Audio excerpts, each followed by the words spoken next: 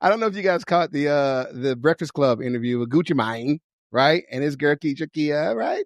She looked kind of cute. Anyway, they did an interview, and Gucci Mane was being very transparent about his wrestling with schizophrenia. All right, all jokes aside, and they were talking about her role in helping him through this. I know a lot of people thought that when Gucci Mane came out of prison, he got cloned like Tyrone. They're like, he's real different, but he was going through some things apparently, and she has been helping him through those things, right?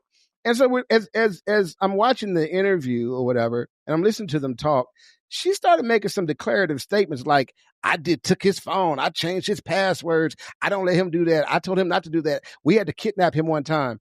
Like, whoo, you know what I mean? And so I'm thinking about how much men are asked to be, to do the shadow work, to work on themselves, to confront their demons and to be transparent and to be vulnerable. And it got me thinking, when men open up, I mean, are they truly being supported in this day and age, or are they just giving ammunition to somebody to take advantage of them, to use against them, to control them? It is therapy. Is this therapy culture that we have? Is it creating real transparency, or is it just giving people leverage? You know what I'm saying? So if vulnerability is being weaponized right now, that's something I think we should talk about. And I won't. I'll wait to the end to say how I feel about what she did and whether she was weaponizing. But it definitely it smacked of something, right?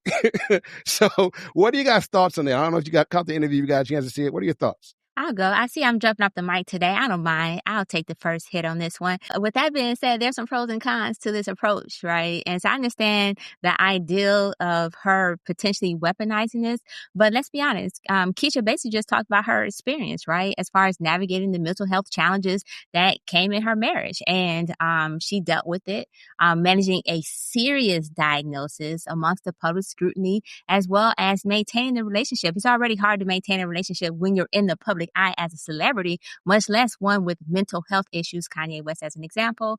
And so it's like, I think that we may issue her a little bit of bail, but let's talk about the pros, right? So one of the things that she did was commercialize it, right? And at first, when I first saw that she commercialized, I think she charges $525 a pop. I was like, oh, that's some shicey ass shit right there. How you going to charge for this service? But then I realized, wait, it's business. Everything is business.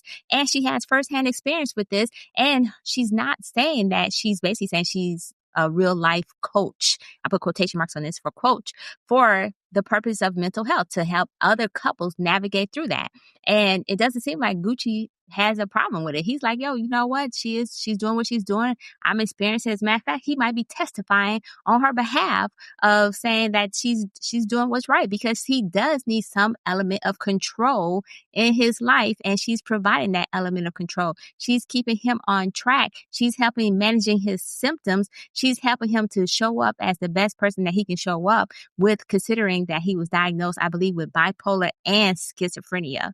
And so I think this was a good thing to open up about mental health issues and to put it on the world stage, right? This is a celebrity, and oftentimes mental health awareness, we have Mental Health Awareness Month, and we have Mental Health for Men's Month, but no one really does anything during those months, really, except for the main one. But for men in particular, no one really does anything. And so we talk about, we need to be more concerned about men's mental health. Well, this is a great opportunity for her to put that on blast, right? Like, hey, let's be concerned. Here's an example. He could serve as a role model, or not necessarily a role model, but he can serve as a model of what happens, what we can do, and confronting those issues. So I think that's a pro. It also helped destigmatize the relationship between Black men and mental health, because women, we run therapy in a heartbeat. And so, but Black men don't necessarily seek out therapy in the same shape, way, manner, and form. So this is another way, especially somebody who's supposed to be all hardcore. He was a rapper and all this good stuff. And now he's saying, hey, I have mental health issues. I'm confronting it. So I think this destigmatizes it for the men. And last but not least, technically, as a pro, this is the last pro, I believe that this is an opportunity to bridge between what's considered mainstream therapy and relationship coaching, right? Because a lot of men or couples may not be comfortable with the mainstream therapy style, and they can go to this person who experienced it, has real life experience in managing and so forth, and get some tips, hints, and tricks and all that good stuff to make it easier for them to manage. And however, unfortunately, here's some of the cons coming through. Unfortunately, she's not licensed. she's not a licensed therapist. There is some danger in this. So unless she has a disclaimer like we do at the top of the hour, make sure you pay attention, then there's a problem with the fact that she's doing this unless there's a disclaimer.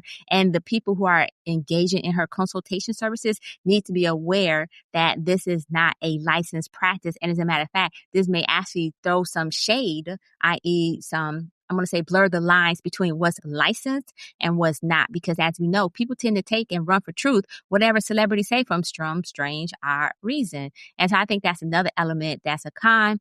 As far as the pricing, like I said, it was business. She basically just figured out a way to monetize it. Now, for Gucci purposes, my only question for him is he safe, though? Because having so much control over somebody's life can actually be an issue of dependency, and that issue of dependency can actually lead to an abusive situation. Now, I'm not saying that's what she's doing, but there's a possibility that that may exist. So I just wonder what's the give and take exactly in that relationship. And I'll land there. Did we just do a SWOT analysis of her business? Is that what that was? Did we suggest her strengths, her weaknesses, opportunity? What the fuck? I didn't know Yes. it was a Keyshia Ka'oir fucking dissertation of her business model. Who gives a fuck? This was supposed to be about a man's healing journey. And I'm like, what the fuck is S&M talking about in regards to, well, it depends on her price. Does she have this? Who gives a fuck? I don't think her name was even in these goddamn notes.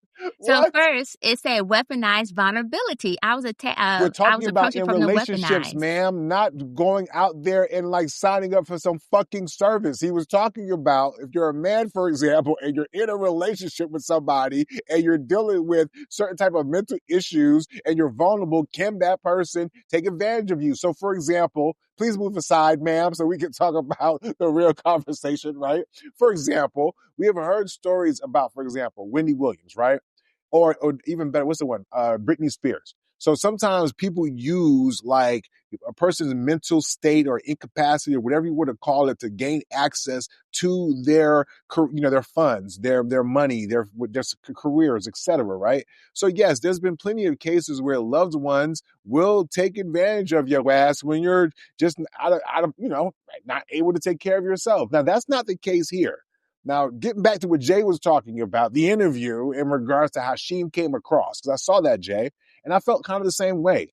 Initially, you're like, damn, she's holding him down. We all heard the stories. She was a part of and probably largely responsible for his going through jail, coming out, looking as fit, being as healthy, being as problematic, maturing as much as possible. So she probably gets a lot of credit. And so we love that in our community, seeing a woman holding her man down. I think he had like 2 million. Boom, she multiplied it, right? So for a lot of us, Keyshia Ka'oir probably can't do no wrong because this is a great example, or so we think or thought, that, hey, this is like, love. Like how you support each other, hold each other down, ride or die, all of that. We've seen Gucci's past. This is the best that we've seen him, right? And so she obviously is a big part of that. But in the interview, though, the part that Jay referred to, I was like, just a little bit, because there was a part when she was like, well, he'll do this. And when I know that, hey, you're sick, go sit down over there. And I remember thinking to myself, because the things that she was describing, they weren't things that automatically you read as schizophrenic. It might have been like, oh, he didn't want to talk. Right? Now, I get the whole typing and putting a period after. Okay, I get that. But sometimes a person may not want to communicate. Are you believing that's another episode, or are you giving him the space because he's working through some things? So that's what kind of made me just a smidgen concerned in regards to whether or not there may be more of a controlling situation there. But the minute that I thought that, I then looked at Gucci. And you have to recognize that it takes the right kind of woman to deal with a nigga like Gucci, okay? Okay, and you know how I know? Because somebody would probably say that about my wife, right? It take a right kind of woman to deal with some of us crazy motherfuckers. Now, I may not be certified like Gucci is in regards to the schizophrenia and all that. Plus, I'm not selling a book. But in terms of my personality being outsized, in terms of sometimes people think I'm a bit much to handle. So I do get that a woman like her in her position, she got to be strong.